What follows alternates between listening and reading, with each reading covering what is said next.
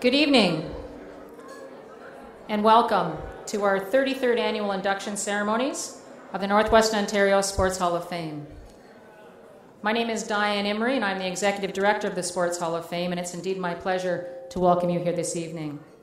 This evening, in honor of sports excellence, is a true celebration of the rich and proud sports heritage and the moment that we will officially welcome into the Hall of Fame the class of 2014. Since our first induction ceremonies back in 1982, we welcomed 157 athletes, 82 builders, and 49 teams. Throughout the evening, in recognition of all their contributions to our outstanding sports heritage, you will be seeing their images on the screens around the room. To give you an idea of some of the great moments from our sporting past, we have put together a little something to remind us all just how much we have to be proud of here in Northwestern Ontario. Sport inspires us to be our best. Sport teaches us to dream about the possibilities of what can happen through dedication and hard work. It was such a dream that led to the creation of the Northwestern Ontario Sports Hall of Fame, a place to preserve and honor the rich sports heritage of our region. And what a proud history that has been.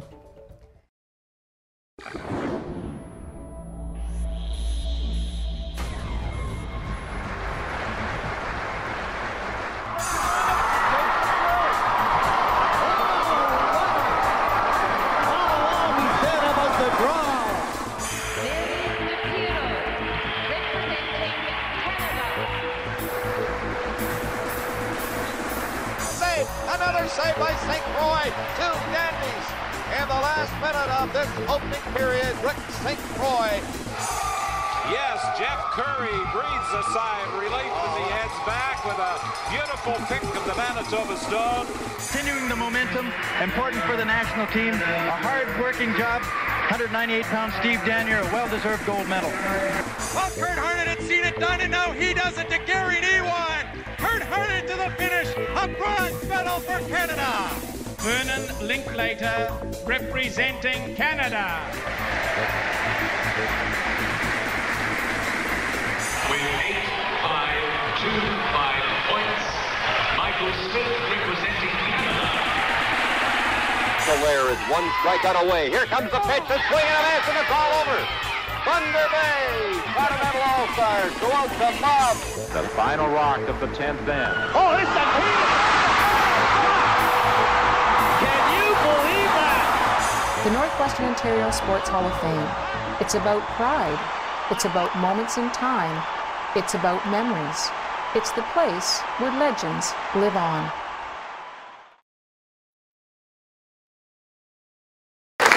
Thank you, Councillor, and I wish you well for our presentation together. And now, please turn your attention to the back of the room as we welcome into the ballroom our 2014 inductees, starting with a man who went from flying off the jumps at Big Thunder to ski jumps and cross-country trails all around the world as one of Canada's most successful Nordic combined skiers, Jason Myslicki.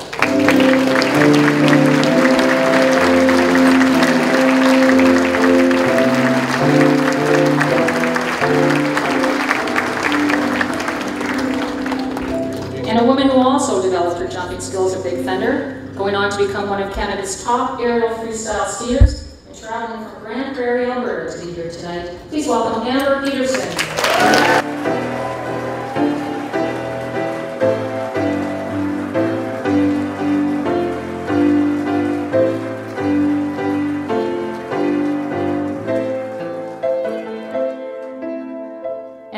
Guarded the pipes from the Lakehead to Beantown, NHL goaltender John Adams.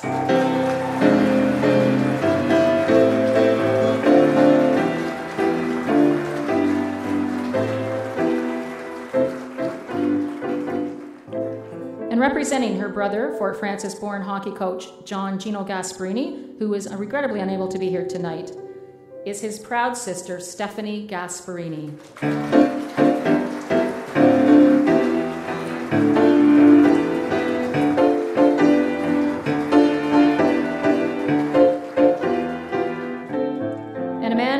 Dedicated his life to providing sporting opportunities for the people of this region, traveling from his hometown of Dryden, Bill Salonen.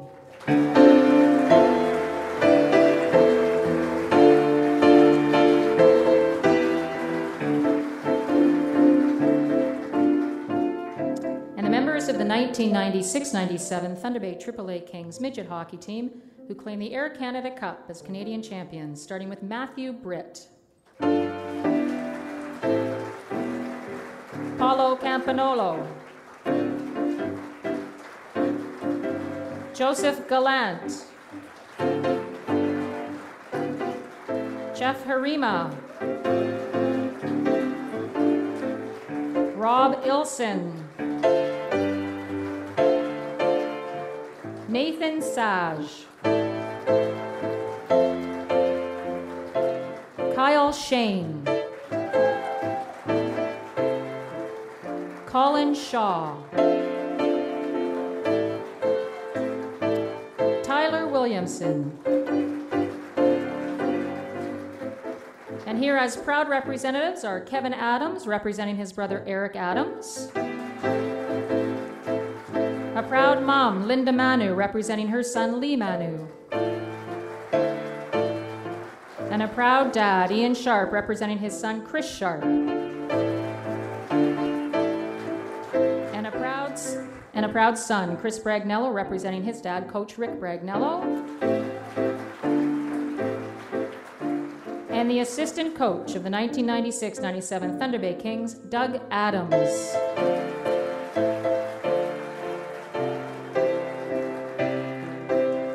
Ladies and gentlemen, let's hear it for your 2014 Sports Hall of Fame inductees.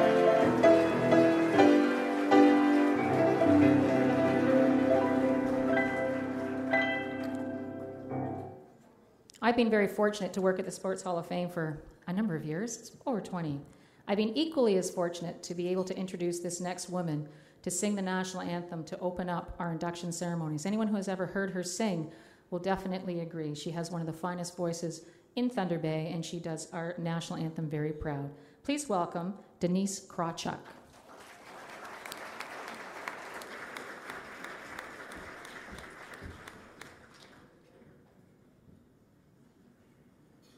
Please stand.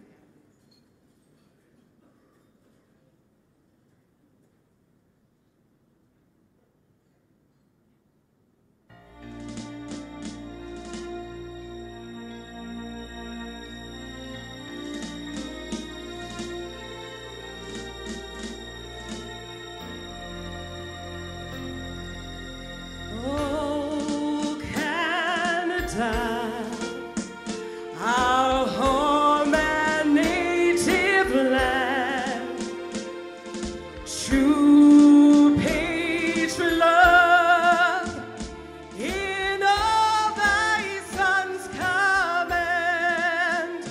With glowing hearts we see thee rise, the true north strong and free. From far and wide, oh Canada, we stand on guard for thee. God keep our land glorious and free. Oh Canada, we stand on guard for thee. Oh Canada, we stand on guard for thee.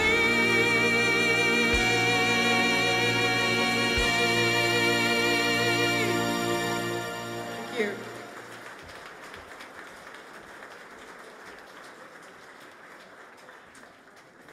I told you so. I'd now like to call upon the Hall of Fame President, Dave Siciliano, to bring greetings on behalf of the Board of Directors.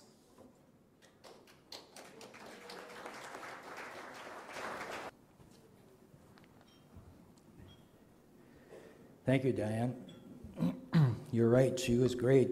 It's a tough act to follow because I haven't got the voice and I'm not going to sing, that's for sure. Good evening, everyone. I was just tickled my heart to see everybody walk in like that and meet everybody in the hall outside the reception room and have a chance to talk with all these people being inducted tonight, and the connections that were there are fantastic.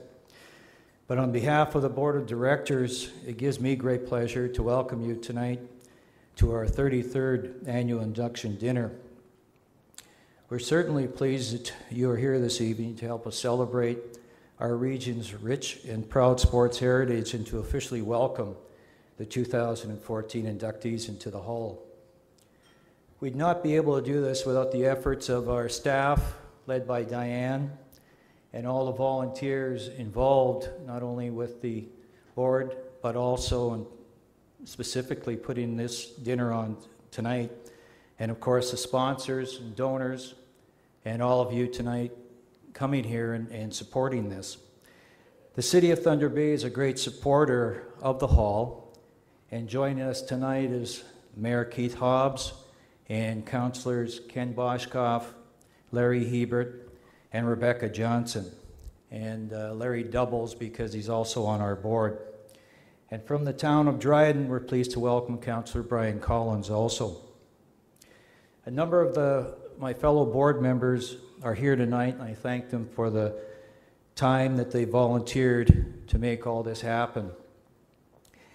Some of you may or may not know, but this all began back in the mid-'70s when Fred Bragnello formed a committee because he had a vision in mind that we should have a Northwestern Ontario Sports Hall of Fame. And at the time, he made it very, very specific that it wasn't going to be a hockey Hall of Fame, and it wasn't going to be a Hall of Fame for Thunder Bay. It was truly going to be a sports Hall of Fame for all of Northwestern Ontario. And I think that's exemplified tonight by the inductees. Selection criteria was developed at that time, and it's still valid today. Actually, the first home for the Hall was Twin Haven School on Balmoral Street, and our present location is on May Street. It's the old Thunder Bay Museum. And if you ever have a chance to go and visit, I really encourage it because I know you'll be very impressed. Diane and her staff do a very good job putting up the displays. The artifacts are there. We've had many, many donations over the years, and you'll find all the information that you need. And from my personal experience, I know other similar communities do not have what we have here. Therefore, I don't think they appreciate their builders, athletes, and teams like we do here in Northwestern Ontario. Most other communities would have some photos, a few plaques in their arena or their community center. It's certainly not in the induction dinner that we have here tonight. That's how they would honor their inductees. We go far beyond that in recognizing and preserving our sport heritage, and this is an example of how far we go. So we're very, very proud of this induction dinner. We're very proud of the inductees and our selection committee who nominate these people and do the research to make sure that we're bringing in only the finest each and every year. So congratulations to our 2014 inductees. We're pleased that you're becoming the newest inductees of the Hall, a most deserving honor. Thank you and enjoy the evening.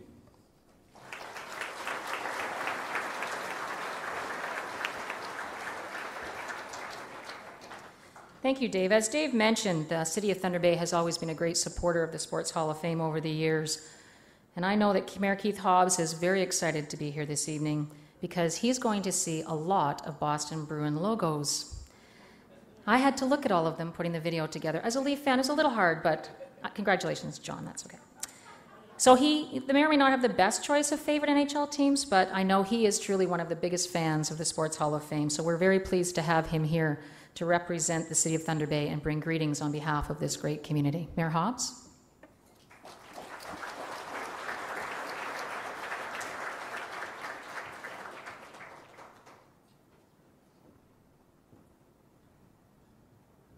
Well, good evening, everyone, and it is an honor and a privilege to be here to represent City Council and the citizens of Thunder Bay. And Dan, you're going to like this one. I was at Lakehead University yesterday, and at an event, and an Aboriginal elder came up to me and said, do you know when the Leafs last won the Stanley Cup? And I said, yeah, of course I do. I'm a hockey fan. I'm a hockey nut. It's 1967. He said, no, guess again. I said, 1967, I'll swear by it, and I'll Google it. And he said, no, it was when they had an Indian for a captain. So maybe that's something you should be looking into. Denise, great job again. I'm thinking our opening of our event center and our first AHL hockey game, our Thunder Wolves game. What do you think, folks? That'd be awesome. There's something honorable about sports, and I was a bit of an athlete myself, a wee bit. I'm sitting with Mr. Allaire, and I was the senior track champion at Hillcrest. We started that green machine off, and it's an honor to be sitting with you as well tonight. It's a real honor for me. Johnny Adams and I go back a ways, and I remember my first game I played against the Twins. I was dressed up as an English Bobby. I don't know if anybody remembers that one, but I was a mess all over the ice because I don't skate. But Johnny was in the Mayor's Mulligan with me a couple of weeks ago, and I'm sure hoping he's not getting inducted for golf. But it is a pleasure. I have a Bruins tattoo on my arm, and watching the Bruins in the early 70s, Johnny, you made my life for sure, Bobby Orr and all the good people like that, and congratulations. And the Midget Kings team, Dougie Adams and I started the police force on the very same day. I don't know how you ever coached Doug, because every morning I used to, at police college, I used to say, come on, Adams, he was late every day. So I don't know how he got those kids to go through the paces. And we both coached baseball. We coached Eric, who's on the team and not here tonight, but we also coached Kevin, so it's great to see you here. I want to congratulate everyone, though, the builders, the players, the teams, the individuals, and again, the board of directors for putting this together and putting the Hall of Fame together. Every time I walk out of my office, I see it, and we've raised some great flags there. We'll hopefully raise the Leafs flag one day. One day, right? Yeah. So congratulations. Thank you very much for making Thunder Bay proud. We have more than our fair share of athletes and builders, and God bless you all. Good night.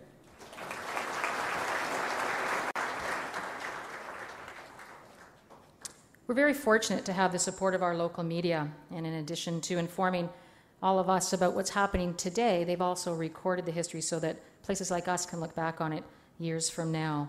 I'd like to extend a thank you to the Chronicle Journal, who is one of our sponsors this evening, who has always been a great supporter and who has published our articles for many years, as well to Dougal Media. A special shout out to Brian Wyatt, who is here tonight. Brian, as you'll hear a little later, he's the News and Sports Director from CKPR Rock 94 Radio. You'll hear that magic voice of his voicing all of our induction videos, which is a lot of work. And Brian, thank you very much for working on that for us. I just wanted to extend that thank you for all that you do for us. It means a lot. Just as Brian volunteers his time to help out, a lot of great people volunteer for the Hall of Fame. And over the years, we would not be able to function without our board, our selection committee, our fundraising committee. Many of you are here this evening, so give yourselves a round of applause for all that you do to make the hall all that it is.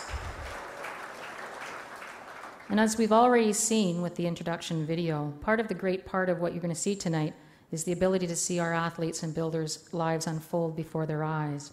And that would not have happened if it weren't for a meeting that took place over 25 years ago between myself and John Zupan of JD Video. John donates his time to help us out with that, and he has done an incredible job. Richard Riddell is with him tonight, as is his cameraman's son, Adam.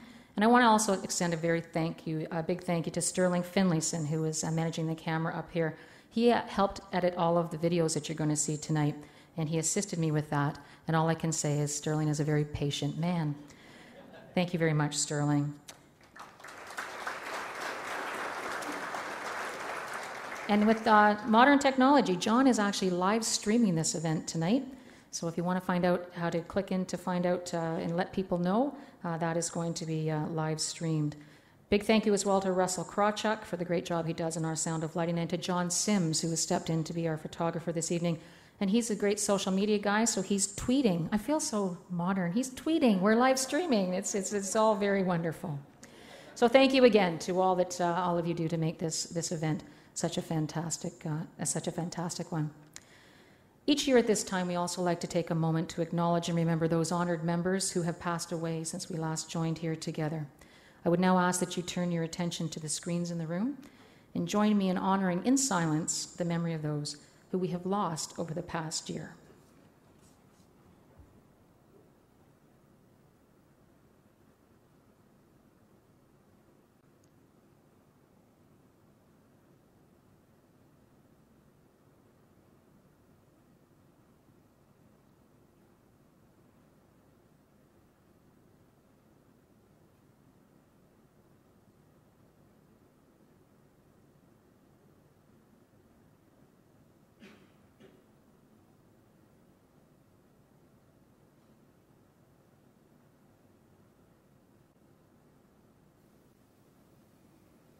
And of course, their legacies will live on in the Sports Hall of Fame.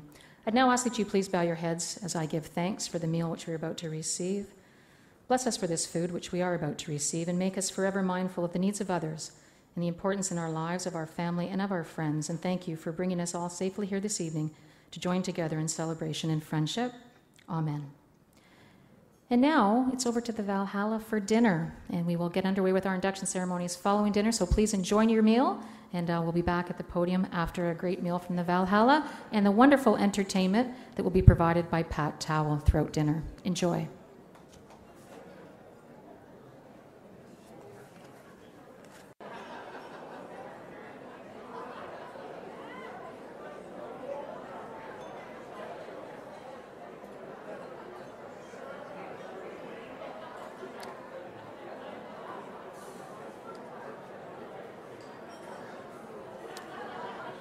We're going to get underway, everybody. Before we begin, I just would like to extend a big thank you to the Valhalla Inn for a great meal and great service. Thank you very much.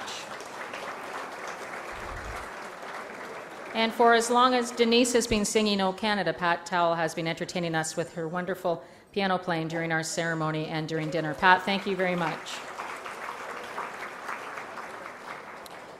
As you have seen with the images that have been going on through the TV screens tonight around the room, we have inducted some pretty amazing athletes, builders, and team members. And each year we're very happy when many of them come back to welcome the newest Hall of Famers into the Hall of Fame. So I'm going to call out their names, and I always ask everybody to hold their applause to the end, but no one ever does. But we'll start, and as I call your name, if you'd like to just give a wave, and we will acknowledge your presence here. In the athlete category, we're pleased to have back Olympic swimmer and rugby builder Tom Alexander. A champion runner and a Canadian champion Little Leaguer, Dallas Allaire. A multiple Paralympic medalist and a 2013 inductee, outstanding swimmer Andrea Cole. And a world-class parachutist and my golfing buddy, Kathy Kangas. And from the sports of judo and wrestling, we're pleased to welcome back Ron Lappage. And here to cheer on a fellow ski jumper as he joins him in the Hall of Fame, John Lockyer. And an outstanding all-round athlete and longtime high school coach, whose daughters and granddaughters actually are with him again here from Alberta. This is, I think, the third year they've traveled to be with Grandpa, and that's Ted Murphy.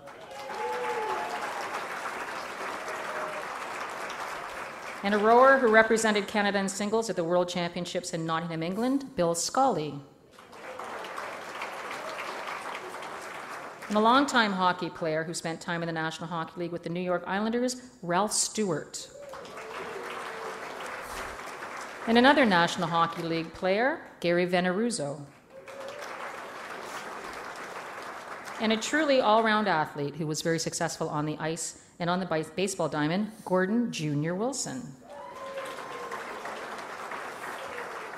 And in the builder category, we're pleased to welcome back a man who contributed his time and talents to a number of sports over many, many years and well known by all, Lorne Allard. And a coach to many people in sports, many people here, if they went to Hammersholt, Harry Curtis. And getting his start in hockey in Nippigan and going on to enjoy a fantastic coaching career, Alec Dampier. And a curling coach of Olympic caliber, Dick Henderson.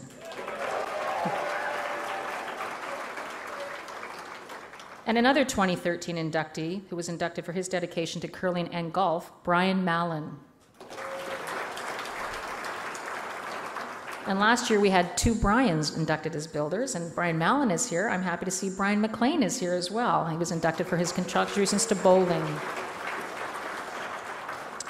And a ski instructor who many would concur really is a true legend, having taught for over 60 years, Bob Morgan. And you've already seen him this evening. President of the Hall of Fame, Dave Siciliano, was actually a 4-time inductee into the Hall of Fame for his involvement in the sport of hockey. And a very successful builder of skiing and a successful coach, Craig Spies. And just as we're inducting the Kings this year, we're also very pleased to be welcoming a number of team players back. A multiple inductee as a player with the 1975 Thunder Bay Twins and the 1964 Fort William Nationals, and as a coach with the Thunder Bay Kings, 3-time inductee Dave Bragnello. And a member of the 1961-62 Port Arthur Senior Bearcats, a Hearn Trophy winners, Ab Cava is here tonight. And winning back-to-back Allen Cups with the Thunder Bay Twins in 1988 and 1989, Rory Cava is here as well. And a world champion in the sport of 5-pin bowling with the 1975 Northern Ontario Open Mixed Team, Elvira Dustin. And it's hard to believe it was 56 years ago that the famous 1947 Port Arthur West End Bruins won the Memorial Cup. And Bob Farrow is here tonight, and he was a member of that team. And the manager of the 1966 Fort William American Senior Little League team and a member of our board of directors, Larry Hebert. And here to see his brother join him in the hall is a member of the 1994-95 Thunder Bay Kings, Jesse Harima. And another multiple inductee in the Hall of Fame, honored for his contributions to the 1975 Port Arthur Continental Little League team and the 1984-85 Thunder Bay Twins, who was a third-generation Hall of Famer, Glenn Wilson. I would now please ask all of our Hall of Famers to please stand or give a wave for a very much deserved full round of applause from everybody here.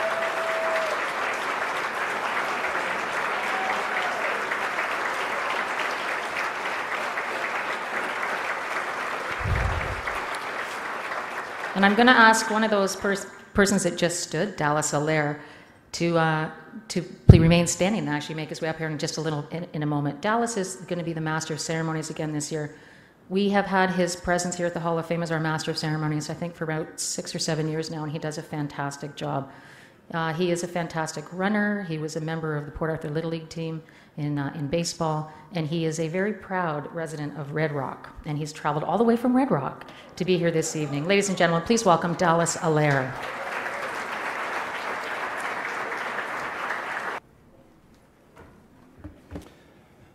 Thank you, Diane.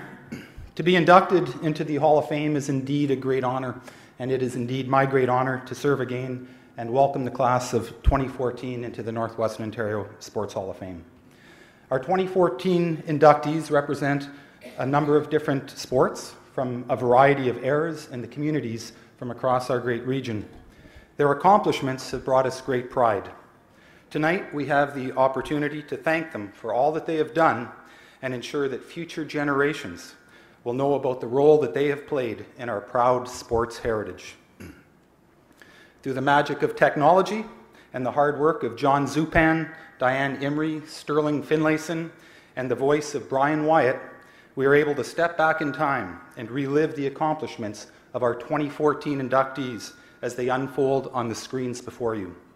So let's begin by taking a look at the accomplishments of our first 2014 inductee in the athlete category, a man who is credited with bringing Nordic combined skiing back to Canada. Like a number of young kids growing up in Thunder Bay during the 1980s, This future Olympian got his first introduction to skiing through the Skiing in the Schools programs. Now, this experience, combined that his community was home to a world-class skiing facility, would prove to be all that an inquisitive 11-year-old needed to develop an interest in a sport that would last for over 2 decades. It was while attending a World Cup event at Big Thunder that Jason became hooked on the idea of flying through the air. He soon found himself competing in Thunder Bay's Lake Superior Ski Division, where he added cross-country skiing to his training program. Now, specializing in ski jumping, he began competing in national competitions. In no time at all, his talents earned him a spot on the National Ski Jumping Junior Squad. With a strong commitment to the sport, Jason eventually moved to Calgary to live and train, and his decision to do so paid off. Claiming gold in the junior division at the 1995 National Championships, he earned a spot on the Canadian team competing at the 1995 Nordic World Ski Championships in his hometown of Thunder Bay. Taking off against the top jumpers in the world and the youngest member of the Canadian team at just 17, he finished as the top Canadian in the K90, placing 39th overall, and the second best Canadian in the K120. After enjoying success at competitions through the 1990s, Jason then decided to expand his efforts by making the switch to Nordic Combined, a challenging sport that involves competing in both ski jumping and cross-country skiing. Not surprisingly, this dedicated athlete soon made his way into the national team and donned the maple leaf to compete in the 1999 World Championships. Over the course of the next decade, he continued to represent Canada with distinction at competitions around the world.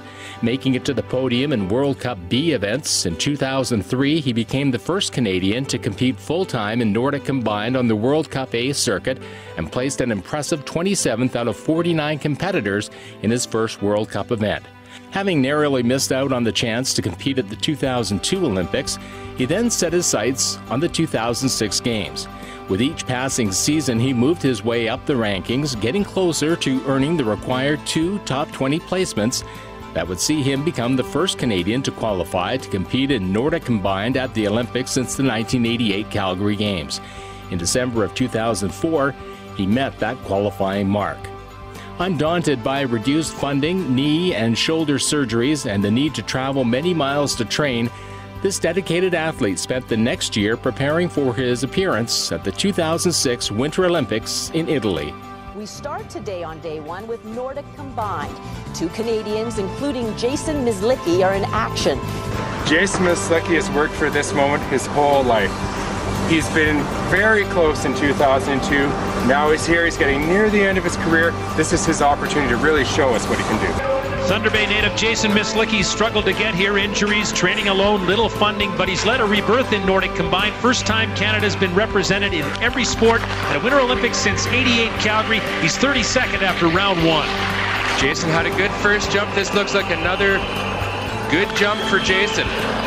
He's not going to win the field, but in terms of his jumping capacity, this is quite a good jump. Yeah, it was, like I said after the first jump, and just been working away at it, and hopefully it comes around, and I think that time it came around a little more and worked a little better from the takeoff than the first jump. You'll see the Canadians come up soon. Starting 3 minutes and 40 seconds back will be Jason Myslicki, a Thunder Bay, Ontario native, and the man who's brought Nordic Combined back to Canada. First Nordic Combined skier at the Olympic Games since 1988. Following his 2006 Olympic experience, Jason decided to turn his attention to the building side of the sport, passing along his knowledge to the next generation by serving as a coach with the Alberta Ski Jumping and Nordic Combined team. He also remained involved in the competitive side of athletics by taking up the sport of speed skating. It was while training some of his young athletes at the new ski jumping facility in Whistler that he was inspired by the kids to strap on his skis, leading him out of retirement, back into training, and competing for the chance to represent Canada in Nordic Combined at the 2010 Vancouver Olympics. When he entered the 2010 Olympic Games opening ceremony venue in Vancouver, he did so as the only athlete representing his nation in the sport of Nordic Combined. Although not finishing at those games as well as he would have liked, the fact that he was able to come out of retirement and qualify to compete in his second Olympic Games was the most fitting opportunity for an athlete who has been credited for bringing the sport of Nordic Combined back to Canada. Given his commitment to sport and the Olympic movement, it wasn't surprising to see this exceptional athlete named a member of the Canadian mission team at the 2012 Olympic Summer Games in London. While pursuing excellence in his sport, Jason also managed to find the time to pursue an education. Having recently earned his Master of Science degree from the University of Calgary, he's currently pursuing a teaching degree from Lakehead University. From the hills of Mount Mlicki and Big Thunder to ski jumps and cross-country trails around the world, the dedication and commitment that Jason Myslicki demonstrated throughout his career has set a standard for other young Canadian athletes to follow. Ladies and gentlemen, please welcome into the Northwestern Ontario Sports Hall of Fame, Jason Myslicki.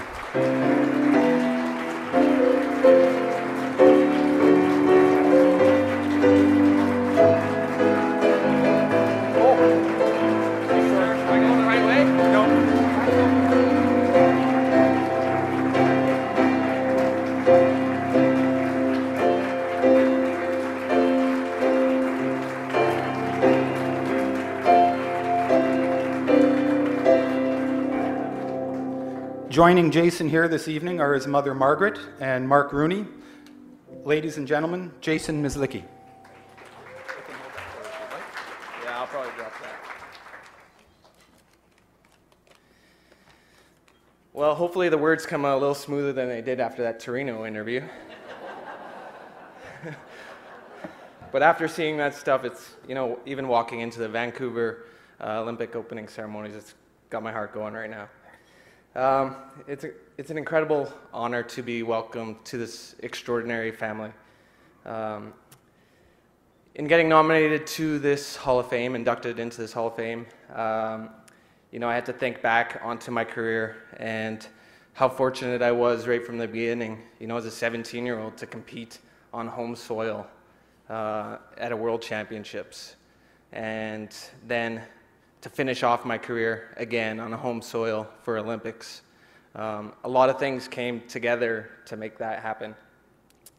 Along the way, as I said, a lot of things came together. There was many pieces to the puzzle. There was a plethora of people and groups to help me achieve success. You mentioned the skiing in the schools program that led me to the Fox Run at Mount Mlicki. Teammates along the way, the good ones, the mentor ones, like John Lockyer, the bad ones. I got to be thankful to them too. They showed me which way not to go. The volunteers, coaches, family, friends, and surrogate mothers. That video kind of hit it bang on. A lot of times I was traveling, you know, kind of being a pioneer and depended on, I have at least half a dozen mothers around the world. So I'm very thankful to them. And since I don't want to forget anybody, I want to say thank you, everybody. But there's a couple instances that I want to mention that really kind of set the tone for my career, and specific people I want to thank. The first one is Santa Claus. Santa Claus delivered to me the love of my life. That shiny white pair of Dynastar skis and red and white Nordic boots. Yeah, they took me down the Giant at Loch Lomond, and I survived some serious stuff under those skis. Next, and perhaps in some way related to Santa Claus, my immediate family. That'd be my brother Jamie, Mark, my mom, and my dad, who's no longer with us, who's obviously one of my biggest fans. Anyone that stood at the top of a ski jump or watched ski jumping in person probably would say that you got to be crazy to do that. I won't argue that. You know, there were times in my career where I really depended on my parents, actually all the time. But there were times when I would land on my head more often than my feet, for instance. So I really needed the support of them. And it wasn't just about driving me to the hill and leaving me there. It was being there, driving me to the hill, and trusting that I was doing smart things when I might not be. So obviously, they were crazier than I was. That being said, thank you for being the biggest pieces of that puzzle, and thank you to everyone else that filled in all those little spots along the way. Thank you for this honor.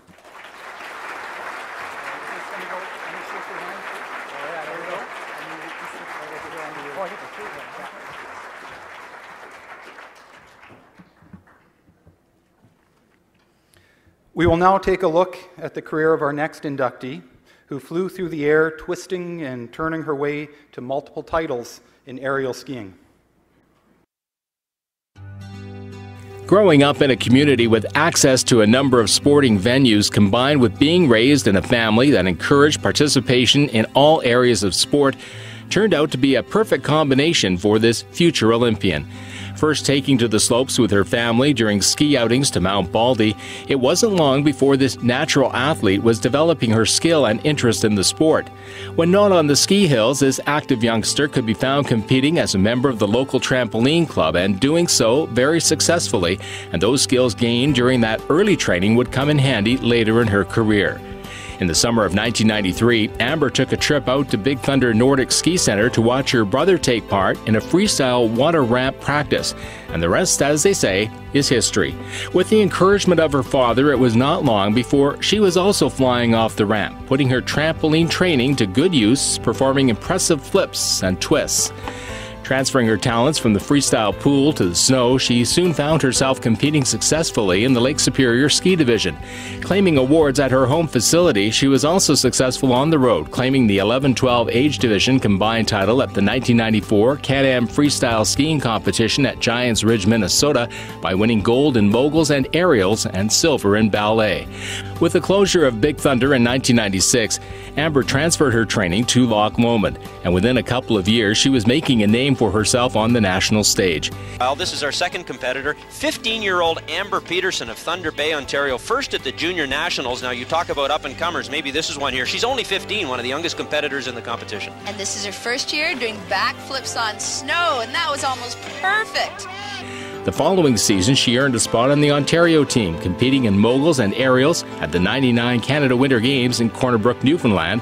That same season, she started to make inroads into the NORAM Cup and World Cup circuits, increasing her level of training and traveling as a member of the national development team. Becoming an aerial specialist by 2003, she had been named to the Canadian Freestyle team, had twice made it to the top of the NORAM podium, earned 2 top 15 placements in World Cup events, and claimed a bronze medal at the Canadian Championships. With each passing season, she improved upon her World Cup finishes, cracking the top 10 and adding the 2004 national silver medal to her growing collection. With the goal of making it to the 2006 Winter Olympic Games, she continued to advance along the competition trail, improving with every jump. Following knee surgery and rehabilitation, Amber fought hard to come back and continued to chase her Olympic dream. The 2006 season turned out to be one of her best, claiming her first World Cup medal with a second-place showing in Lake Placid 1 month prior to the Olympics. She earned that coveted Olympic spot and the chance to represent Canada at the Games in Italy. Just as they had done all through her career, Amber's friends and family were there to cheer her on in Italy. One of her top Olympic memories was being able to share her Olympic moment with her next-door neighbor and fellow Northwestern Ontario Sports Hall of Fame inductee Dick Henderson, who was in Italy as a coach with the German curling team.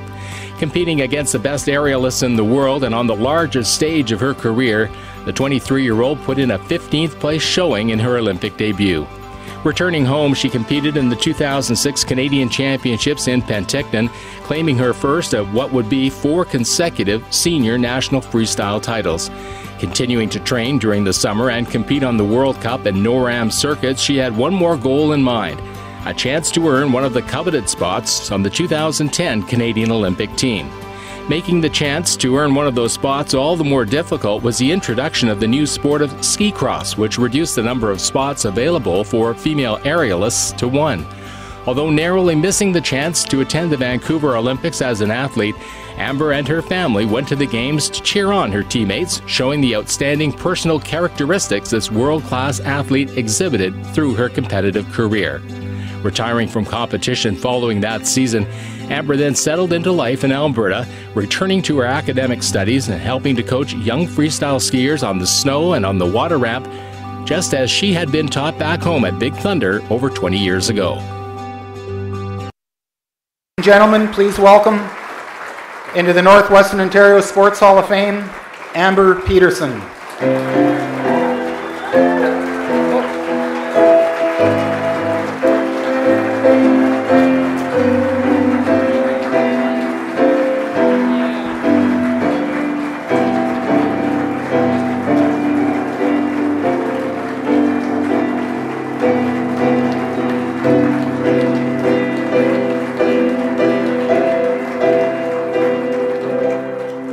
People have traveled far and wide to be here to share in Amber's special night, which is an indication of how special she is.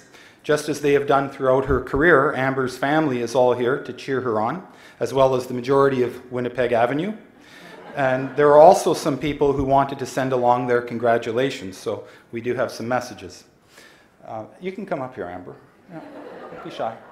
It's your special night. I remember the first time I met you, Amber, many years ago. You came to my house to see if I had good water ramp skis for sale.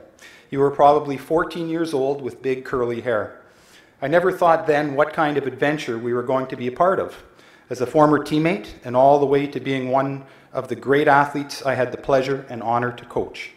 You were part of the strong Canadian aerial team and marked its history with your own style of training, competing and graceful jumping. I was grateful to have had you as an athlete. You taught me as many things as I taught you. You were awesome to work with, and it was always a pleasure to watch you jump. Congratulations on your great athletic career, and all the best for the next chapter. And that's from Daniel Murphy, former coach and teammate of yours. The next message is from Amber's trampoline coach from way back. And it says, "It is with great joy that I found out about Amber being inducted into the Northwestern Ontario Sports Hall of Fame. From the get-go, as her trampoline coach and friend, I noticed Amber's superior abilities and passion for acrobatic sports. Very quickly, her sense of adventure gave her the skills to participate at her first international event in trampoline in the World Age Group competition in Vancouver, BC in 1992. Amber always has been an excellent athlete to coach. Her dedication and enthusiasm make a coach's work so easy. I am sure these are words you will hear often today. I could go on and on, but they asked me to keep it short. Amber, my friend, congratulations. Today you are being recognized for all the hard work that you have done, and once again, more young people will be able to be inspired by you." And that's from your trampoline coach, your friend, Jean.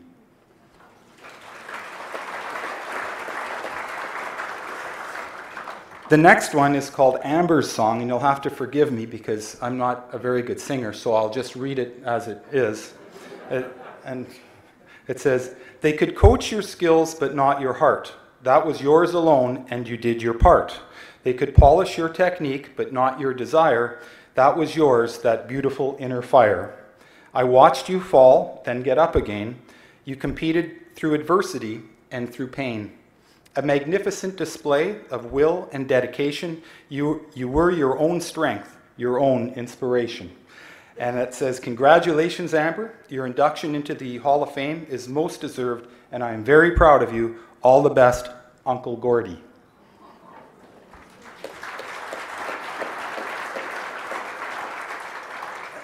The next message says, "I first met Amber by chance on a flight from Calgary to Montreal. On the flight, I noticed that she was immersed in her studies, and after a brief conversation, I was immediately impressed by her work ethic and focus. I also discovered that she was a member of Canada's Freestyle team and mostly sponsored by her parents. As a result, my company sponsored Amber. Our entire company watched and cheered for Amber for the many years that she competed. We organized trips to watch her local competitions, and we still have posters of her on our walls at work. I'm really proud of her success and that she has been recognized by the Northwestern Ontario Sports Hall of Fame. From everyone at Accenture Technology Corp, congratulations, Amber." That's from Ian Main, the president of Accenture Technology Corporation. Ladies and gentlemen, Amber Peterson. hold that if you'd like. That'd be great. Thank you. All right. Hello, everyone. Thanks for coming. I'll probably just start off answering a few questions here. Like Jason said, yes, maybe slightly crazy for what's been going on the video there. No broken bones yet, but just a couple of bumps and bruises. And yes, my parents were able to watch me for most of the time. You'll have to ask them how they actually got around to doing that, though.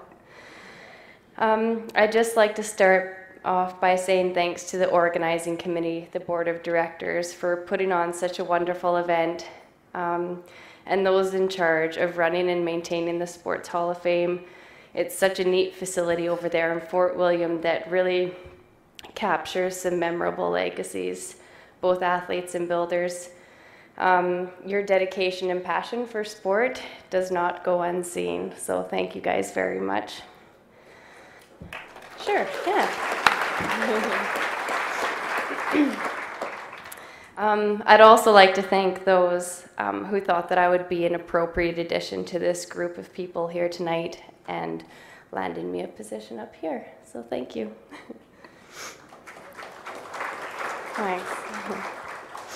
I'm so pleased to be nominated as one of this year's inductees and honored to be part of the event and now organization. Having the sport of freestyle skiing recognized is always sweet to see, and having my mugshot up there with the rest of the athletes and builders is now even sweeter, so thank you. This induction has made me really sit back and reflect on my sporting career and where it's taken me.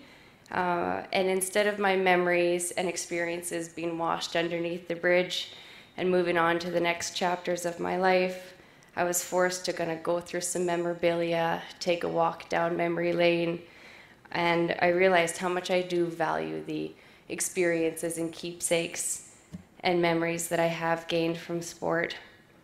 It has really prompted me to feel proud of my accomplishments, and I'm grateful for those who have nudged me to really take in this whole event. Sorry, I'm a little bit nervous up here.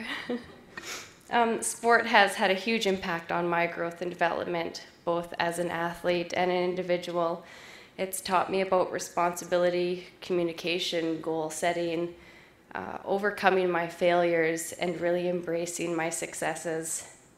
I don't have a bunch of inspirational words for you tonight. However, I do have a few promises. I'll take this induction as a responsibility to promote sport and leadership in future generations. Help build community initiatives to support healthy living and involvement in sport. I'll support others in their endeavors as I've received an infinite amount of support in my career. And I'll approach life remembering to carry forth the tools that I've gained from sport. And lastly, I'll always value this honor and treasure becoming part of such an exceptional group of people. I'd like to take this opportunity to say a big thanks to the backbone of my operation here. Thanks to the original Free Doggers who gave me my start in the sport, and the mentors, coaches, and teammates who carried me through. Thanks to my family for pumping me up and guiding me and putting up with me just unconditionally. Thank you. To the friends around me that surround me to this day that have provided me with ongoing encouragement throughout my journey. And thanks to my parents, Sheila and Warren, my biggest supporters, who gave me every opportunity underneath the sun and actually believed me when I said I was back to school. I was never competing alone out there. My immediate family, friends, you guys are very much my teammates, and I thank you for that.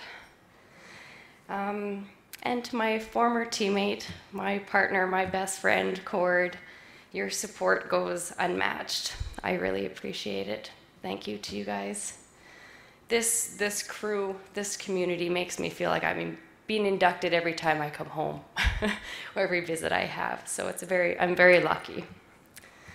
So in closing, just once again, thanks for the special invitation And this induction into the Northwestern Ontario Sports Hall of Fame, it's really encouraged me to remember my successes and to recognize the significance that sport has really had on myself, my family, friends, and community. So, thank you.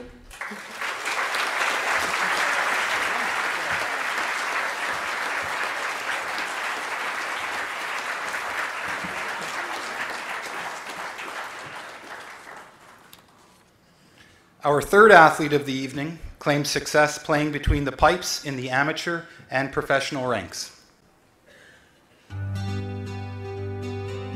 Growing up in Port Arthur during the 1950s and 60s, this multi-talented athlete could be seen taking part in a number of sports. But it was hockey that he would make a name and career for himself. Learning to skate at a young age, he eventually found his spot on the ice between the pipes, going on to become one of the region's top goaltenders and a successful amateur and professional career.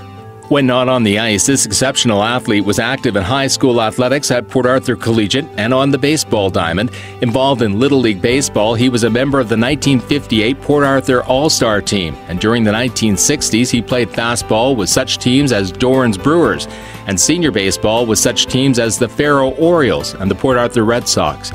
Making his way up through the amateur hockey ranks, he would most often be the one collecting the hardware at minor hockey banquets. His success with the Port Arthur North Stars juvenile team soon saw him minding the net for the junior squad, a position he played for a number of years. His time in the junior ranks was exceptional, given that he appeared in 4 consecutive Memorial Cup tournaments between 1964 and 1967. 2 of those series were with the North Stars, and in 1966, the Fort William Canadians picked him up for their challenge for the Cup. In his final year of junior eligibility, John and the Port Arthur Mars made it the furthest along the Memorial Cup trail, claiming the Western Canadian junior title and then taking on the Toronto Marlboros in the 1967 final. Although unsuccessful in their bid to bring the national junior title back to the Lakehead after a 20-year absence, the series did generate a great deal of excitement for the Mars hometown fans. Having been scouted by the Boston Bruins in his junior days and with only 6 NHL teams operating when he turned pro in the fall of 1967, the chances of a young goaltender cracking the Boston lineup were pretty slim. Signing a contract with Boston's IHL affiliate, the Dayton Gems, John enjoyed 2 successful years with the team, helping lead them to their first league title and being named a co-winner of the 1968-69 IHL James Norris Memorial Trophy, presented to the goalie who allows the fewest goals. Taking on the first-string goaltending duties for the 1969-70 season with the Oklahoma City Blazers, the Bruins' CHL farm team, he enjoyed a successful year with his 5 shutouts leading the league. It was also near the end of that season that he got called up by the Bruins to be on hand in reserve as they made their run for the Stanley Cup. Although not being called on to take the ice, Adams was included in the festivities surrounding the Bruins' historic 1970 Stanley Cup, having the chance to ride beside the star of the series, Bobby Orr, during the Stanley Cup parade and having his name engraved on hockey's Holy Grail. It was during the 1972-73 season that John would get his chance to take to the NHL ice. Splitting his time between the Boston Braves and the American Hockey League, his time in the NHL saw him in goal for Boston for 14 regular season games. Over to Jarrett. Jarrett shot blocked, and it's Korath. Now the drive, great save on Carl by John Adams. And Adams, who likes to play out of that net, has made some sparklers. 4. Dropping the pass nicely, and the drive, again Adams picks it off, sends O'Reilly away. Adams way out of that net. Only back up, Ravlich to beat, Adams out, cuts down the angle, makes the save, 25 feet out. Orr with it. Orr checks on the play, and in is Ellis Thompson, the save, and Keon! And Orr goes tumbling into the corner hard, slow to get up, and Thompson stole it from Orr, and 2 brilliant saves by John Adams. Vecchio behind the net, out in front, quick shot, save on Carlander. Del Vecchio again, out in front, save on Carlander. 2 by John Adams.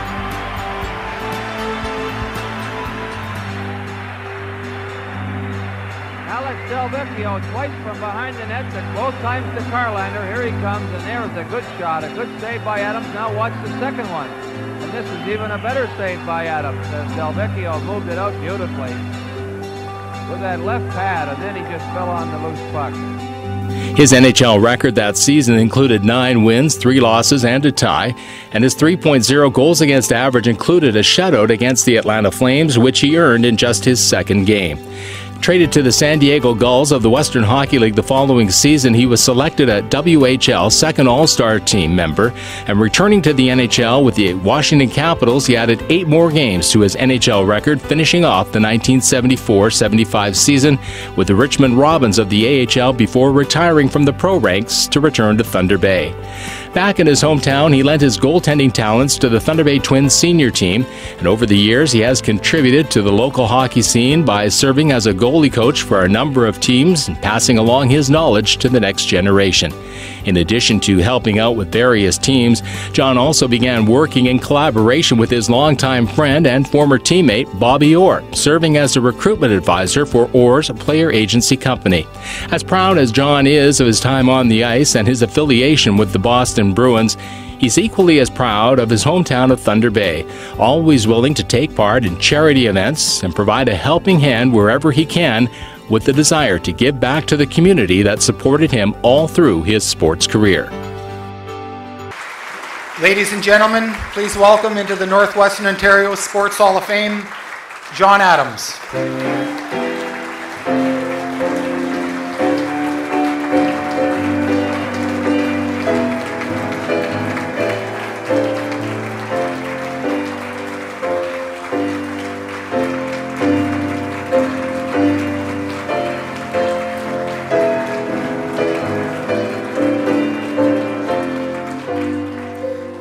John's family is here today, including his wife Joan and his sons and their families, including his biggest fans, his grandkids, Jaden, Easton, Jordan, and Carson.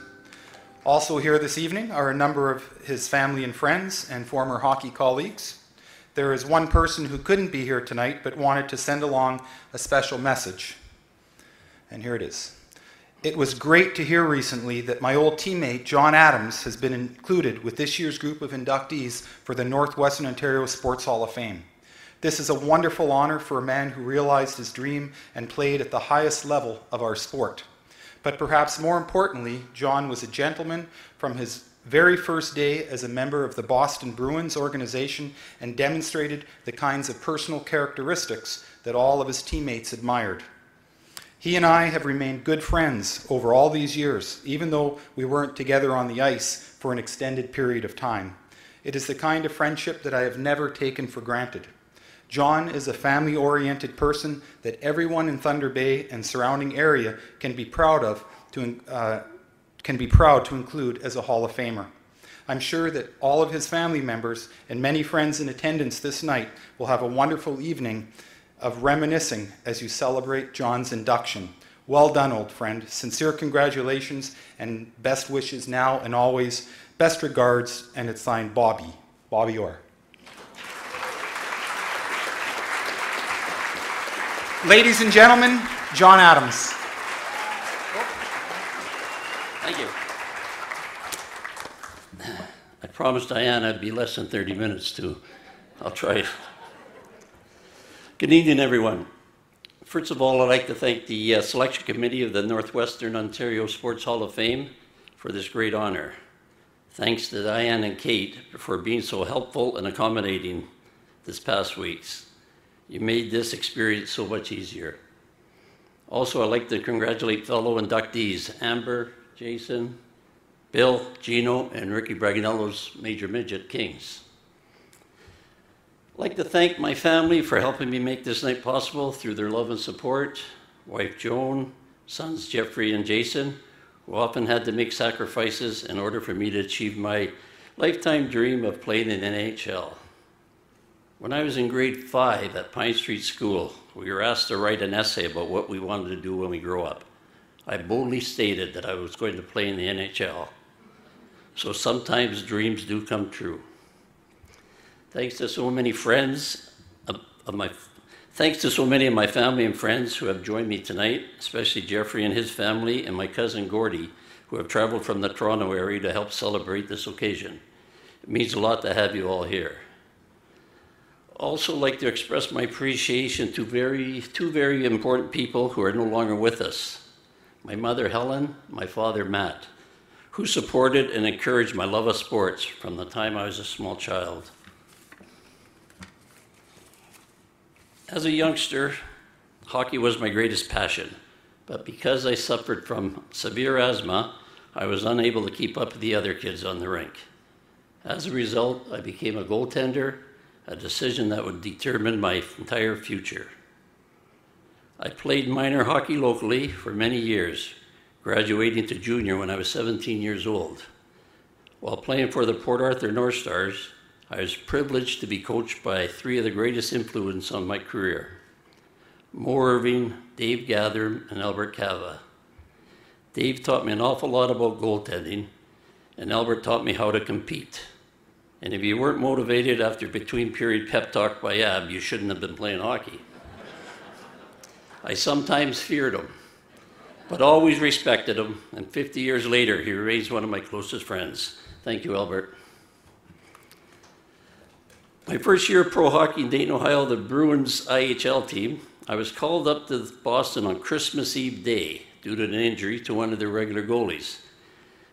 Being married only 4 months, Joan spent our first Christmas by herself in a strange city while I flew to Boston.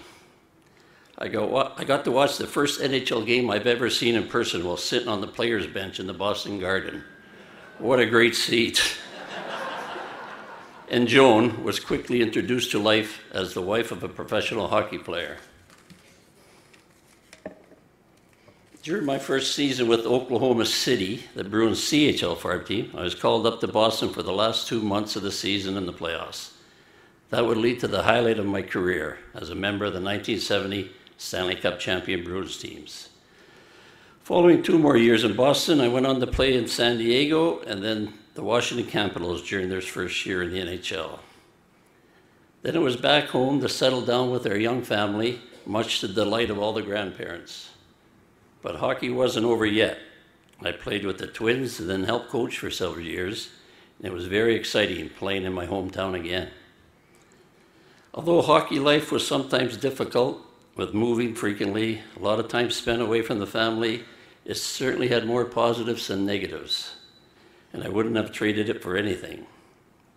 I got to visit and live in many wonderful cities, met a lot of fantastic people over the years, and I was fortunate to make a living doing something that I loved.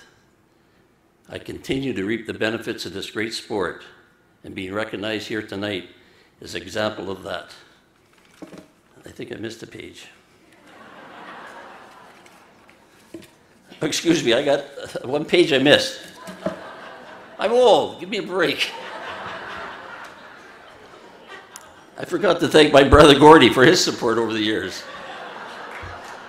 He reminded me a while ago that being the big brother, I used to make him throw pucks at me in the summer to help improve my catching hand.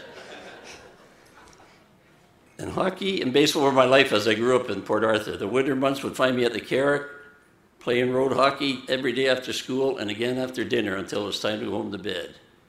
It seems my love of sports had been passed on to my sons, who both played minor hockey and baseball, and to my 3 grandsons, Easton, Jordan, and Carson, who all play both as well.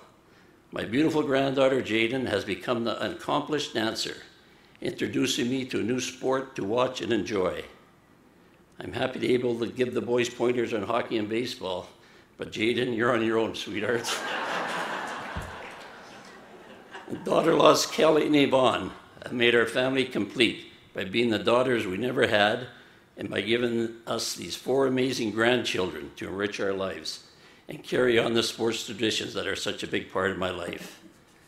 So again, in closing, I haven't got an answer for Keith Hobbs, but and I question people who say goaltenders are crazy after watching these 2 fly through the air. Thank you again and enjoy the night.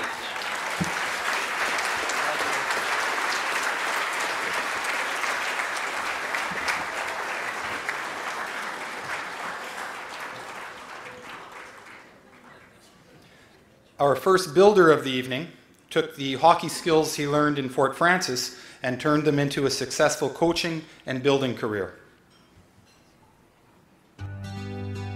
Like a lot of kids growing up in Fort Frances during the 50s and 60s, John Gasperini spent a great deal of his time at the Memorial Arena. Now, some of that time was spent being inspired by watching his hometown heroes, the Fort Frances Canadians, win the 1952 Allen Cup. Other times, it was taking to the ice to develop his own hockey skills. A strong center, his talents caught the eye of another Fort Frances native, Bob Peters, who was the head coach at the University of North Dakota. Upon graduating from high school in 1964, he signed on with the Fighting Sioux. Not only did he make a name for himself for his exceptional hockey skills during his time at UND, he also acquired the nickname Gino, and that has stayed with him to this day. A three-time letterman, his time on the forward line at UND resulted in Western Collegiate Hockey Association championship titles and 3 trips to the NCAA Final Four. And in his senior year, he shared the 1967-68 captain duties with fellow Northwestern Ontario players Terry Ogden and Mike Furlong, and under the guidance of coach Bill Selman, who also hailed from Fort Frances, the team earned runner-up honors in the 1968 National Final. Following a tryout for the expansion Los Angeles Kings and then a season of playing senior hockey in Southern Ontario, Gino eventually made his way back to Grand Forks in 1969 to pursue his master's degree. Taking up an offer to serve as a graduate assistant for Coach Selman by 1971, he had taken over as the assistant coach of his former team, setting in motion a career in hockey administration that would last over 40 years. In 1978, when UND was looking for a new coach, they didn't have to look very far, with Gino getting the nod to take over the reins. Over the course of the next 16 years, he built UND into a hockey powerhouse. In just his first year, he led his team to the WCHA title and just narrowly missed out on the national title, losing a hard-fought 4-3 NCAA final against the Herb Brooks-led University of Minnesota. Named the 1979 WCHA Coach of the Year and the College Coach of the Year for the state of North Dakota, this rookie coach was becoming a force to be reckoned with. The following season, his team repeated as WCHA title holders and once again made it into the final game of the NCAA Division I tournament. But this time, they returned home victorious after defeating the University of Michigan to claim the national crown. During his time behind the bench at UND, his teams won 4 WCHA championships and bringing home the national titles in 1980, 1982, and 1987. Just as coaches Peters and Selman had done before him, Gino looked to a number of hockey players from Northwestern Ontario to bolster the UND squad, including the likes of Mark Chorney and Greg Johnson. Also included among his local star players was Hobie Baker winner Tony Herkus, who was part of the strong bench that led UND to its 3rd Gasperini-inspired NCAA title in 1987. A self-described demanding coach, his efforts produced results with a number of his protégés earning All-American honors, many of them advancing into the pro ranks, with over 75 of his former players being selected in the NHL entry draft. As if coaching a championship team wasn't demanding enough, in 1985, Gino took on the job of Director of Athletics, serving in both capacities for 5 years. In 1995, Gino took on another challenge as he was named the Commissioner of the United States Hockey League, serving as President of the USHL from 2003 to 2009. It was under his leadership that the league grew into a strong amateur development league and a training ground for a number of college-bound players. Not surprising, this outstanding coach and hockey administrator has earned a number of honors and awards throughout his career. In addition to being named WCHA, State of North Dakota, and National Coach of the Year on numerous occasions, he was also the recipient of the 1999 John McInnes Award from the American Hockey Coaches Association and the 2008 Sioux Award from the University of North Dakota. In 2010, he received the USHL Distinguished Service Award, which was renamed that year in his honor. This exceptional builder of sport, Gino continues to be involved in the building side of sport through the operation of his own consulting company, marking a lifetime of involvement in the world of sports that all began back in Fort Frances those many years ago. Please welcome into the Northwestern Ontario Sports Hall of Fame, John Gino Gasperini, being represented here this evening by his proud sister, Stephanie Gasperini.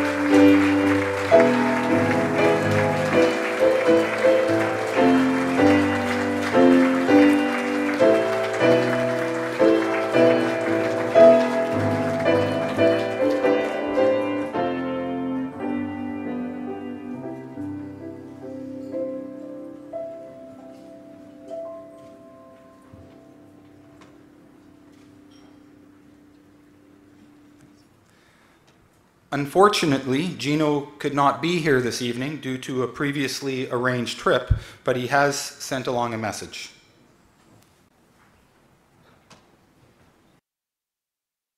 Good evening, ladies and gentlemen. And first, let me say how sorry I am that I cannot be here in Thunder Bay with you to celebrate this wonderful affair. The Northwestern Ontario Hall of Fame is something that is dear to a lot of people's hearts, and I apologize for not being there. And those that have had the opportunities to travel internationally, I hope you understand why I cannot make it.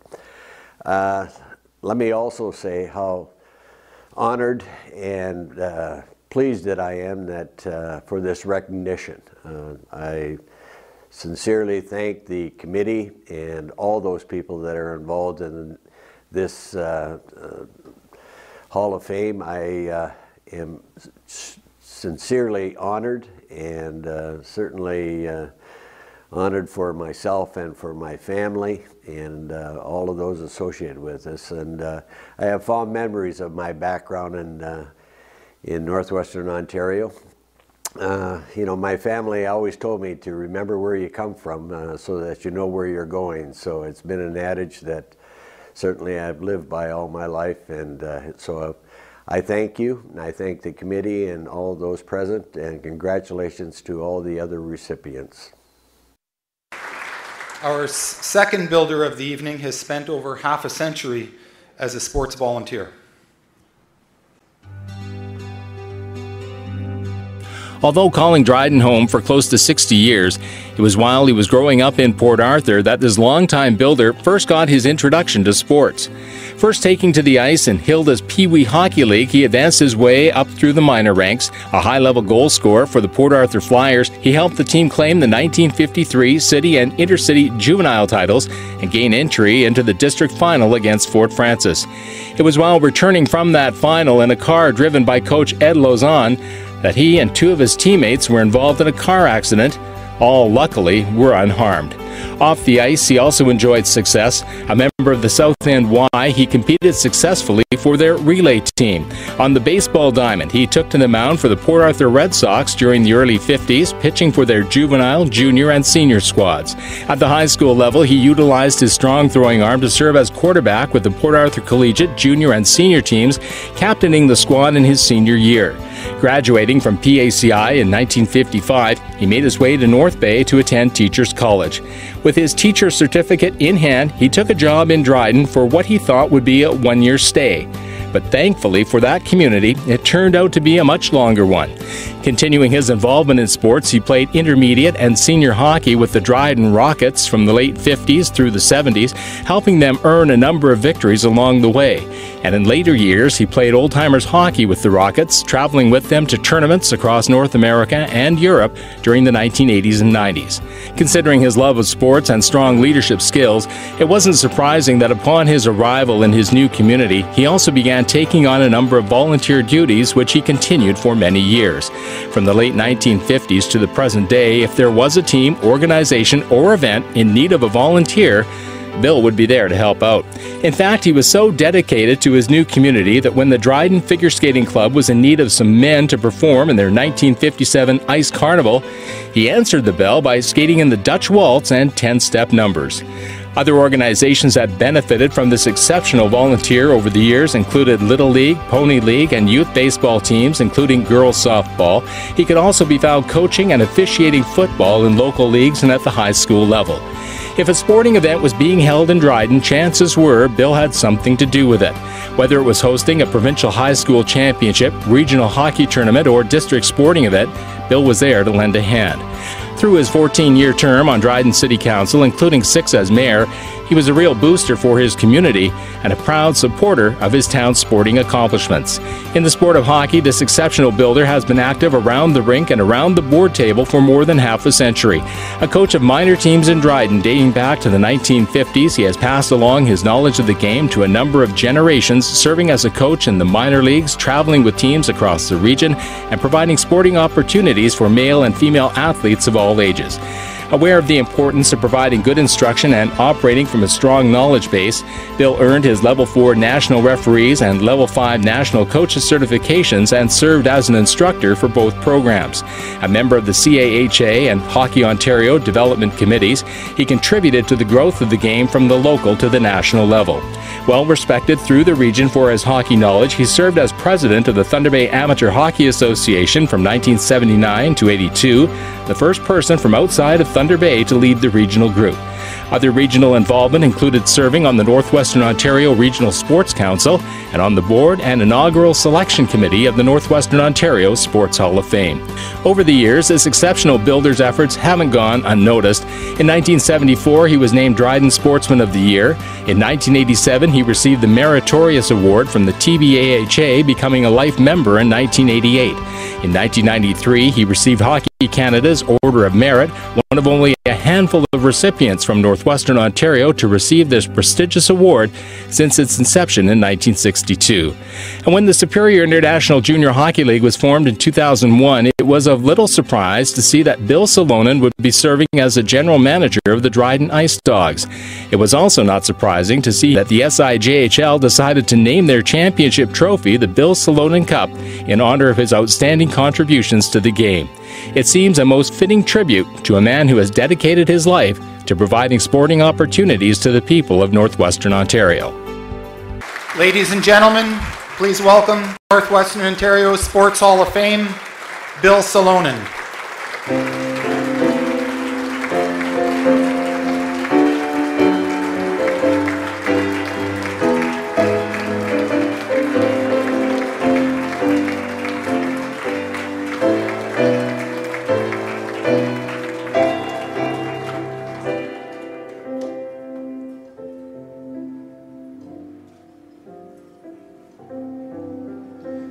Here this evening to share in Bill's special night is his wife Linda and his daughter Debbie, who traveled from Kitchener to be here, and family and friends from Dryden. Ladies and gentlemen, Bill Salonen.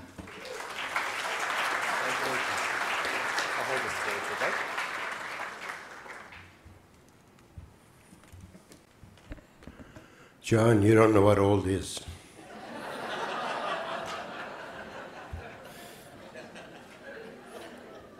It's unbelievable what they found to make a video. I couldn't believe it. So thank you, Diane and the crew. I began in organized sports in 1946, as it says up there, playing in Hilda's Pee Wee League. My memory doesn't have many gigabytes, but I do remember the name of that team, and it was called the Smoke Eaters. Fast forward now, 68 years, brings us to 2014. During this time, I did a lot of playing sports, coaching and officiating of sports, developing sports, governing sports, and now I'm in the stage where what I do best, watching sports.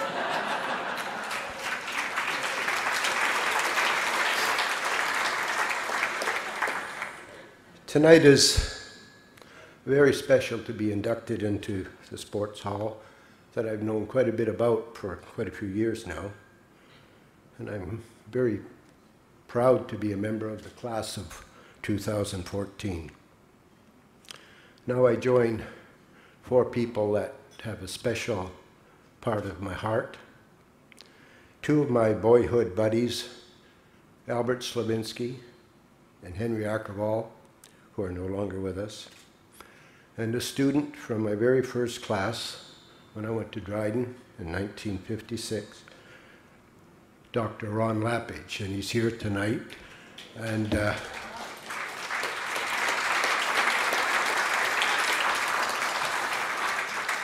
Ron, don't go home before I see you. Not on the red box, Ron, just up here. Also, an inductee into the very first Hall of Fame class, Rush Matani, who was the first from Dryden, and there are now some 20 Drydenites that are in the hall, and it's very pleasing for me to be joining those members. It is great to have my whole family here today and many friends to help celebrate this special evening. And Diane, I don't think it was over 2.5 minutes. Thank you very much.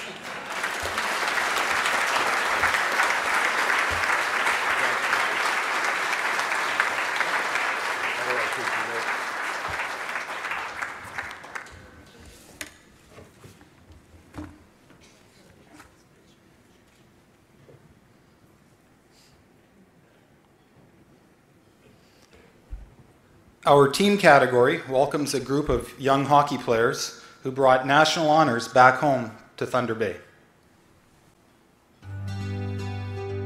When the Thunder Bay AAA Midget Kings opened the 96-97 season, Coach Rick Bragnello was starting with only 2 retaining players and with one goal in mind, to replace his 1996 National Silver with a gold. Although not getting off to a strong start, the team pulled together and began to improve with each passing game as they competed in the Junior B League and in tournaments. And by the time they faced off against the Kenora Rainy River Stars and the district playdowns, they were a strong, cohesive unit. Winning the first game in overtime, their come-from-behind 3-2 victory in the second game earned them a trip to the Western Canadian Midget Playdowns, a 4-team round-robin tournament held in Arborg, Manitoba. Shutting out the host team Interlake 11-0 in the opening game, a 5-4 victory against Tisdale and a 3-1 victory over Pembina Valley earned a bye into the final. Delayed a day due to a blizzard, the Kings faced their challengers from Saskatchewan in the final game. Ahead 4-3 after 2 periods, with each team netting a goal in the third. The Kings' 5-4 victory earned their hometown another Western Canadian midget hockey crown. Making their way to the Air Canada Cup in Nova Scotia, they faced off against 5 teams from across the country, all vying for the Canadian Midget honors. Downing the host squad 6-3 in the opening game, they defeated their next opponents, the New Liskeard Cubs, by an identical score. Experiencing their only loss of the tournament, dropping the third game 4-1 to a team from Quebec, they went on to shut out Calgary 4-0 and then Charlottetown 6-3 to finish round-robin play in first spot. Their trip to the final wasn't an easy one. Facing the Calgary Royals in the semifinal, both teams were scoreless after 1 period of play. Chris Sharp opened the scoring in the second, with the Royals answering with 2 of their own to close out the period, up 2-1. Colin Shaw's goal near the 10-minute mark of the third took the game into overtime, and Captain J.P. No scored the winner at 4-11, moving the team 1 step closer to the national title. By advancing to the championship game, the Kings entered the record books as the only team to make it to the National Midget Final 3 straight years. The final against New Liskeard took place in front of a packed arena of 3,000, including family and friends who had made the trip, and a national audience following the game live on TV. Now, the game started like the semis, scoreless after 20 minutes. Second period proved to be the deciding one, with the Kings netting 3 goals in just over 3 minutes. Looking to make a centering pass. It comes back to the line. There's a shot. They score!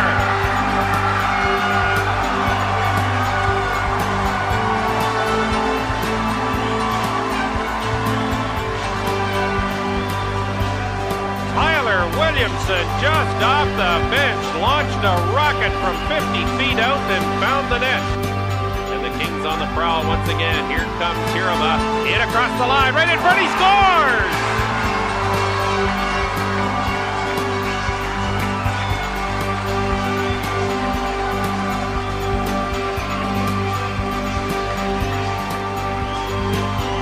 It's 2-0 Thunder Bay.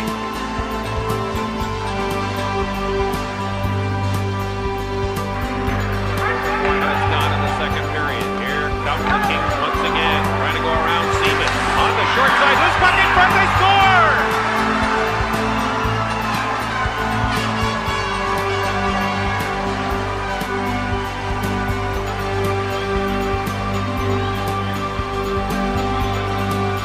Jean-Paul No, by the looks of things, got the goal on the power play, and that makes it 3-0 Thunder Bay. With the exceptional goaltending of game MVP Joseph Gallant and the Kings' Adam Levanon adding an insurance marker near the start of the third, Thunder Bay Kings made Rick Bragnello's wish come true with a 4-1 victory, earning them the 1996-97 National Midget Championship. Returning home to a hero's welcome, the members of this Canadian Championship squad included Eric Adams, David Breton, Matt Britt, Bryson Busnick, Paula Campanolo, Joseph Gallant, Jeff Harima, Rob Ilson, Adam Lebanon, Adam McNeil, Nick Mallet, Lee Manu, Jean-Paul No, Nathan Saj, Kyle Shane, Chris Sharp, Colin Shaw, Steven Silversides, Tyler Williamson, Coach Rick Bragnello, Assistant Coach Doug Adams, Manager Cliff O'Brien, and Trainer Tom Annalyn. It was 17 years ago this exceptional group of athletes and dedicated coaching staff left its mark on our region's proud sports heritage, and no doubt to them and to their many fans, it only feels like yesterday. Many of these young men remained involved in hockey as players, coaches, and volunteers, passing along their knowledge and love of the game to the next generation of young hockey stars. Please welcome into the Northwestern Ontario Sports Hall of Fame the members of the 1996-97 Thunder Bay Kings AAA Midgets Air Canada Cup champions, starting with number 6 on the defensive line, Matthew Britt.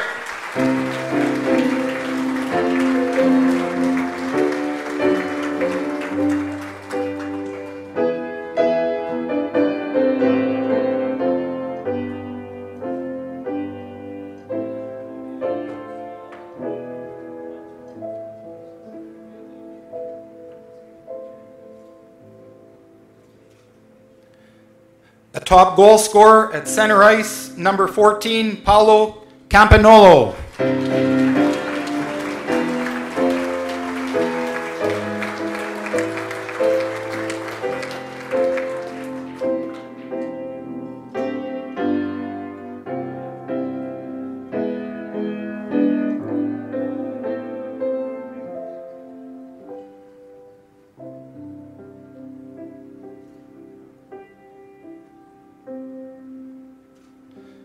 That standout goalie and game MVP, number 30, Joseph Gallant.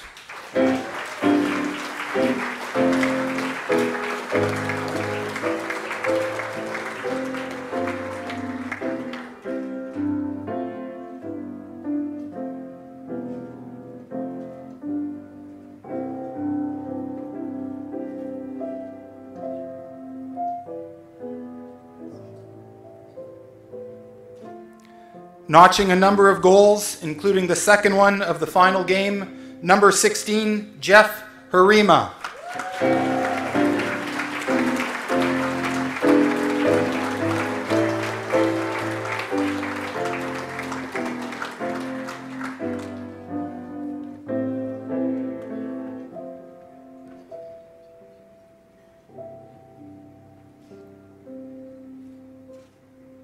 Stopping the key shots when they mattered most and wearing number 1, goalie Rob Ilson.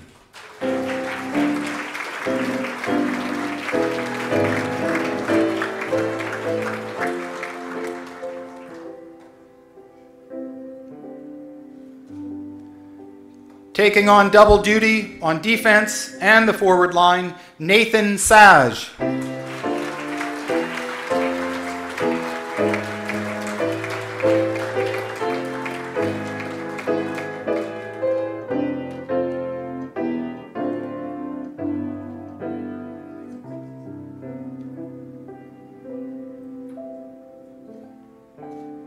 Helping make the plays from the left wing, number 12, Kyle Shane.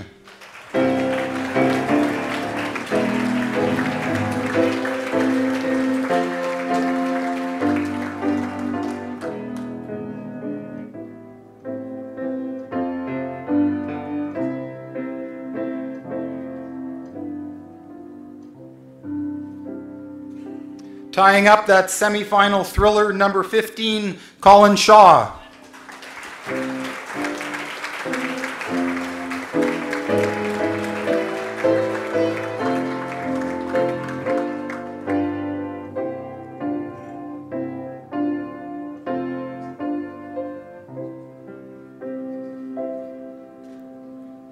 Scoring the first goal in the final game, number 4, Tyler Williamson.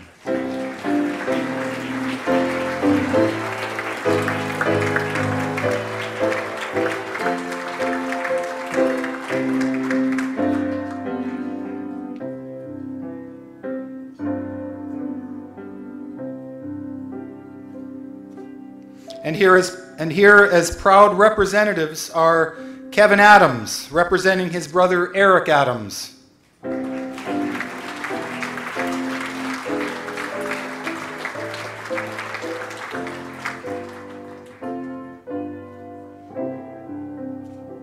Linda Manu, representing her son Lee Manu.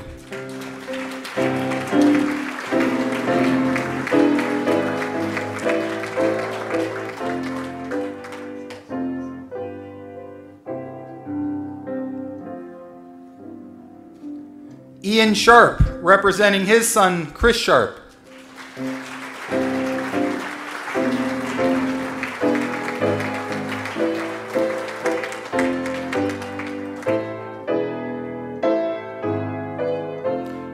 Chris Bragnello, representing his dad, Coach Rick Bragnello.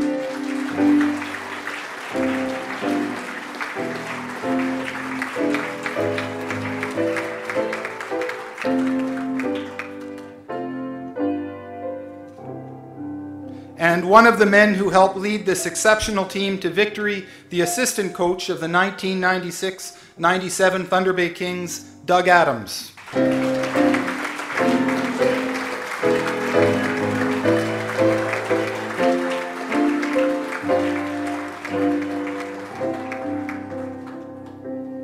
Other members of the team who were unable to be here tonight include David Breton, Bryson Busnick, Adam Levanin, Adam McNeil, Nick Mallet, Jean-Paul No, Stephen Silversides, the late Cliff O'Brien, manager, and trainer Tom Anellen.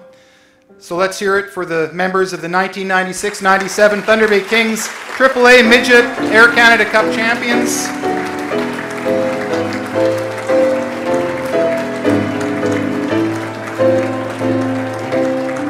And before we have a word, I will ask our photographer, John Sims, to take a group shot of the team.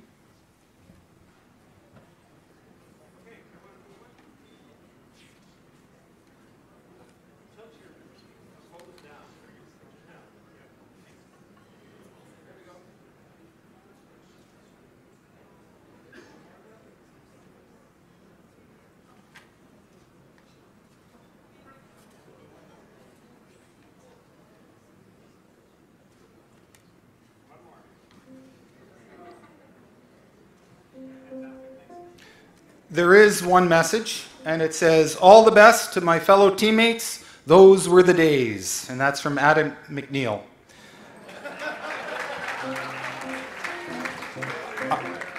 I will now ask assistant coach Doug Adams to come forward to speak on behalf of the team.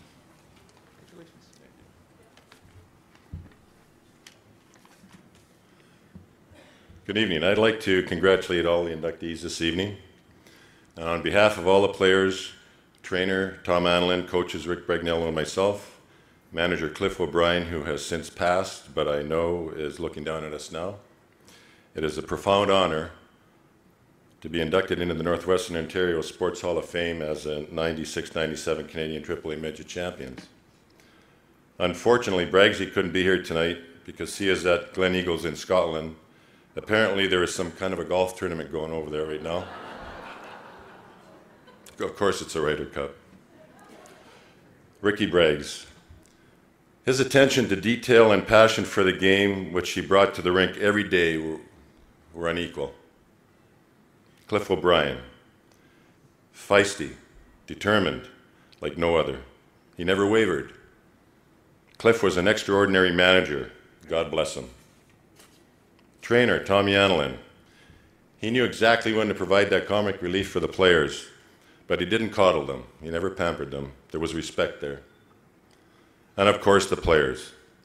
A very special group who bought into the program. A program of non-stop teaching, hard work, commitment, positive energy and discipline on and off the ice, the result of which was them believing in each other, teamwork, self-confidence, and above all, never allowing themselves to be outworked. That was our motto, never be outworked. Very simple, but it worked. One of the parents had mentioned to me, you know, Doug, as special as it was winning the Air Canada Cup, it was equally special what we had accomplished throughout the year. We were in the finals of every tournament that we were in that year, and we lost the first tournament we were in the finals to Detroit Little Caesars. From that point on, we won every tournament we entered, especially the very prestigious Hull tournament, which had teams from Europe, United States, and Canada. Very prestigious tournament. First team ever from Thunder Bay to do so. And of course, culminating with the Air Canada Cup. I'm very, very proud of the players and what they achieved. I'd like to thank Dave Siciliano, the board of directors, Diane Imrie, and the organizing committee. This has indeed been a privilege to have received this recognition, one which we will never forget. Thank you.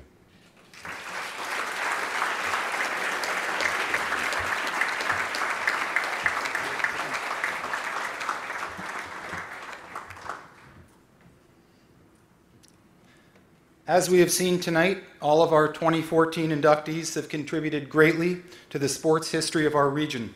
Thank you all for being a part of this evening in honor of sports excellence. To close out this evening, we are pleased to welcome back to the stage Denise Krawchuk for a final tribute to our 2014 inductees.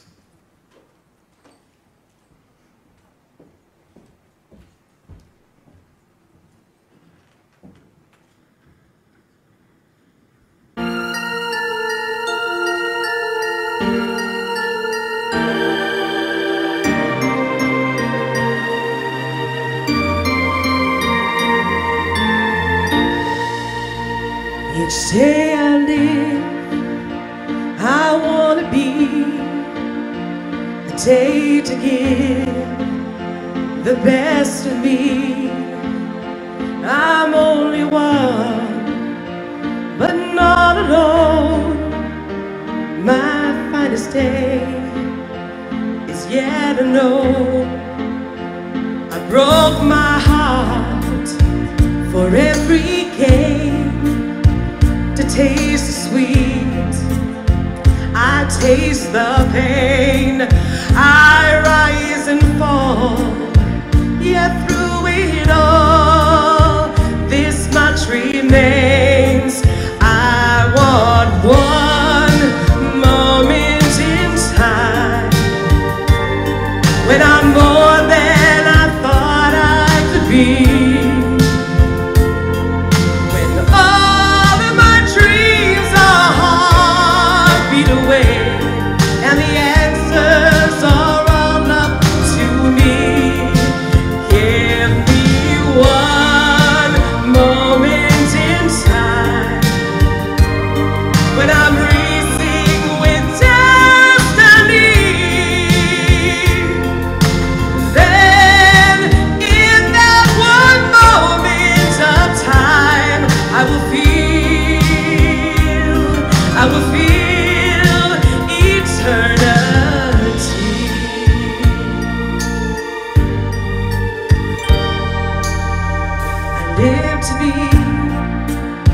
The very best, I want it all, no time for less. I lay the plans, now lay the chance, here in my hands. I want one moment in time, when I'm more than I thought I could be. When all of my dreams are heartbeat away,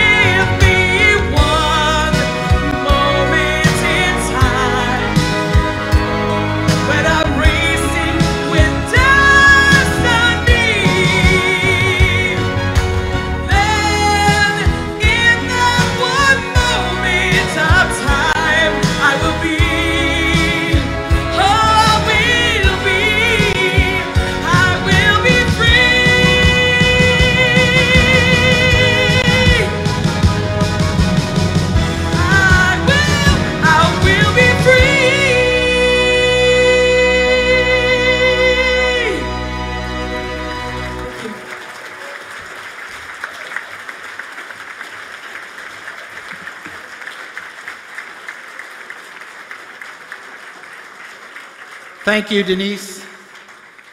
And let's hear it one more time for our newest honored members. Please stand as I call your name. Jason Myslicki.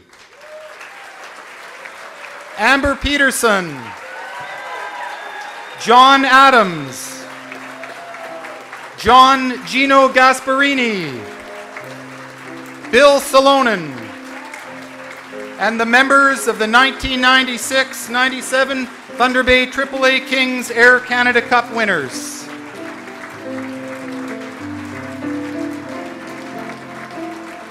Congratulations once again to our 2014 inductees.